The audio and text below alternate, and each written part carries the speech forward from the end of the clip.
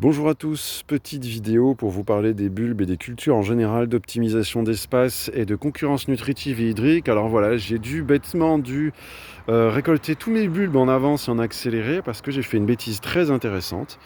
Alors déjà pour vous montrer que effectivement l'argile, le fumier et le compost, ça permet vraiment de corriger un sol. J'ai jamais eu d'oignon aussi gros.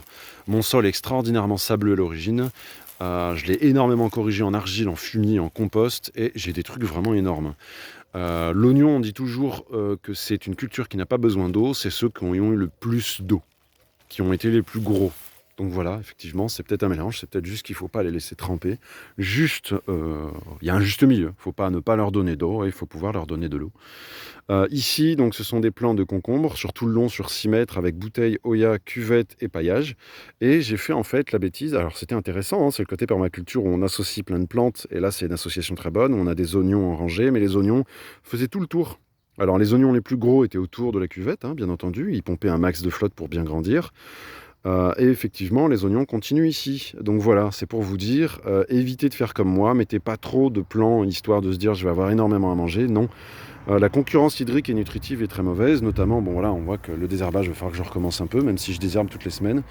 Et effectivement, voilà, vous pouvez quand même mettre genre, voilà, par exemple, concombre et oignon, ça marche vachement bien ensemble. Donc vous pouvez, par exemple, mettre des oignons entre les pieds de concombre, mais pas autour et trop près des pieds de concombre. En mettant, là, je vais creuser une rigole ici pour mieux hydrater. Et effectivement, bientôt, eux, je vais les cueillir parce que de toute façon, il va falloir que je puisse mettre mes poireaux que j'ai déjà fait pousser. J'en ai quelques centaines et je vais les mettre à la place. Donc voilà, tout ça pour vous dire, faites très attention aux distances entre vos plants. Même si vous optimisez énormément le sol, que vous l'améliorez, que vous optimisez l'arrosage, si vous plantez trop serré et tout, ça ne marchera pas.